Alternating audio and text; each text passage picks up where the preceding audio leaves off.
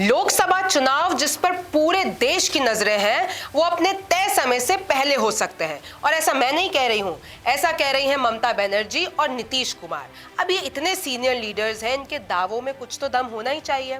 ममता बनर्जी तो ये भी कह रही है कि 2024 तो छोड़िए, 2023 के अंत में यानी दिसंबर में ही लोकसभा चुनाव हो जाएंगे। बीजेपी ने सारे हेलीकॉप्टर्स अभी से ही बुक कर लिए हैं। अब इन दावों को सुनने के बाद मन में कुछ सवाल आते हैं कि क्या सच में मोदी सरकार पहले ही चुनावों को करा देगी, और अगर करा देती है तो इससे बीजेपी को नुकसान होगा कि फायदा होगा। और जब जब इतिहास में पहले ही या जल्दी चुनाव हो गए हैं, तब तब नतीजा क्या निकला है।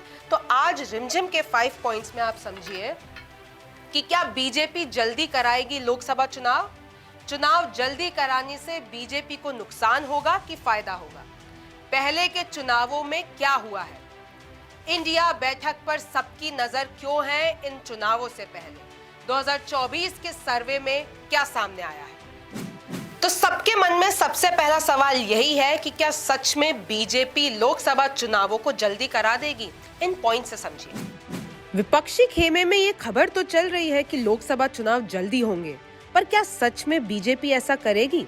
तो इसका जवाब है कि लोकसभा चुनाव जल्दी तो हो सकते हैं, पर दिसंबर, जनवरी और फरवरी में होने के चांसेस कम है।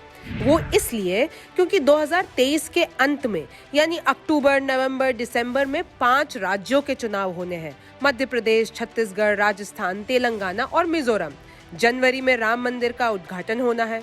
फरवरी में मोदी सरकार को बजट पेश करना है। तो आखिर कैसे इन सारे इवेंट्स के बीच लोकसभा चुनाव हो जाएंगे? इन इवेंट्स के पीछे की राजनीति मैं आपको आगे बताऊंगी। आपको याद दिला दूं कि 2014 और 2019 के लोकसभा चुनाव अप्रैल और मई के बीच में हुए थे। तो अगर नीतीश बाबू और ममता के दावों में थोड़ी भी सच्चाई है, तो शायद फरवरी अंत और मार्च में लोकसभा चुनाव हो जाए, पर इससे पहले होने की संभावना कम दिख रही है। दूसरा है कि चुनाव जल्दी कराने से बीजेपी को फायदा होगा कि नुकसान होगा, ये समझिए। इतना तो अंदाजा लगाया जा सकता है कि लोकसभा चुनावों की तारीख पर बीजेपी अपने पत्ते 5 राज्यों के विधानसभा चुनावों के बाद ही खोलेगी, इससे पहले नहीं।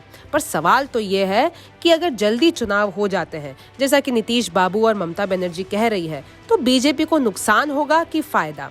ये 4 पॉइंट समझिए कि सबसे पहला तो है कि जनवरी में राम मंदिर का उद्घाटन होना है, और दशकों से बीजेपी और हिंदू पक्ष इस पल का इंतजार कर रहे हैं। और बीजेपी तो यही चाहेगी कि इस पल के बाद देश में ऐसा माहौल बने कि ज्यादातर वोट उनके पाले में आ जाए। दूसरा है कि फरवरी में मोदी सरकार के इस कार्यकाल का अंतिम बजट है, और जो मोदी सरकार ने वादे किए हैं, लाल किले से पीएम मोदी ने जो नए वादे किए हैं, उसको भी सरकार चाहेगी कि इस अंतिम बजट में उनको पूरा किया जाए। अगला पॉइंट है यूनिफॉर्म सिविल कोड।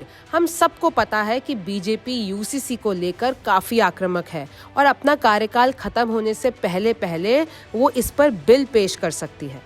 जाहिर सी बात है कि इन चारों पॉइंट्स का फायदा बीजेपी को मिलेगा। तो सवाल तो यही है कि अगर चुनाव जल्दी करवा दिए तो इन सब मुद्दों पर बीजेपी कैसे फायदा उठा पाएगी। इससे तो बीजेपी को नुकसान हो सकता है अगर जल्दी चुनाव करवा दिए तो भला नीतीश और ममता के दावों को सच कैसे माना जाए। तीसरा है कि पहले के चुनावों में आखिर क्या हुआ, जब जब जल्दी चुनाव हुए हैं तब नतीजा क्या निकला है, ये देखिए। सबसे पहले बात करते हैं साल 2004 की, जब बीजेपी को नुकसान हुआ था। तो सरकार थी बीजेपी के अटल बिहारी वाजपेयी की, और फैसला लिया गया कि लोकसभा चुनाव जल्दी कराए जाएं। इसका नुकसान हुआ बीजेपी को, और 10 साल तक बीजेपी सत्ता से बाहर हो गई और कांग्रेस ने सरकार बना ली। फिर आते हैं 1999 पे। 1999 में बीजेपी को फायदा हुआ था।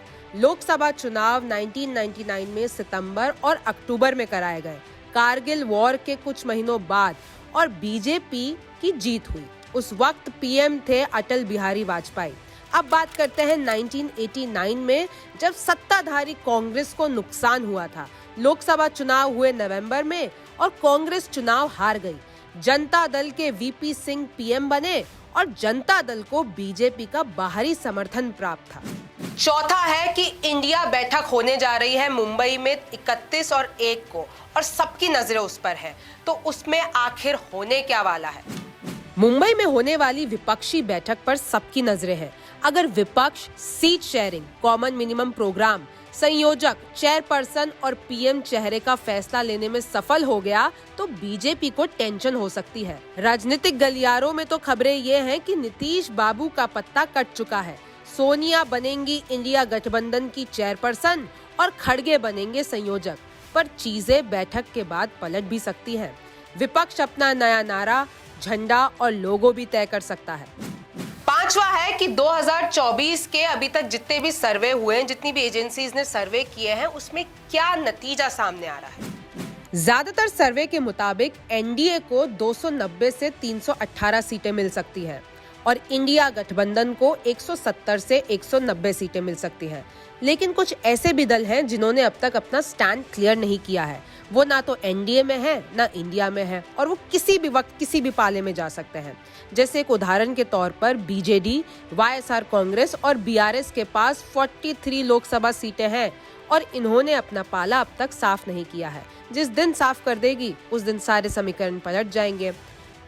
तो कंक्लूजन ये है कि अगर बीजेपी जल्दी चुनाव करा देगी तो जानकारों के मुताबिक बीजेपी को नुकसान हो सकता है, क्योंकि फिर राम मंदिर, बजट और यूसीसी मुद्दों पर वोट जाया चले जाएंगे। मतलब जल्दी चुनाव करवाने की बाजी बीजेपी पर ही उल्टी पड़ सकती है। अब चुनाव जल्दी होते हैं कि अपने तय समय पर होते हैं, ये तो विधानसभा चुनावों के बाद पता चलेगा। आप न्यूज़ 24 देखते रहिए। मैं हूं रिमझिम जेठानी, फिर मुलाकात होगी। नमस्कार, मैं हूं मानक गुप्ता। अगर आपको हमारा ये वीडियो पसंद आया हो तो इसे लाइक और शेयर जरूर करें और हाँ, हमें सब्सक्राइब और फॉलो करना ना भूलें ताकि आप देश और दुनिया की कोई खबर मिस ना करें। तो जुड़े रहिए हमारे साथ और देखते रहिए न्यूज़ 24।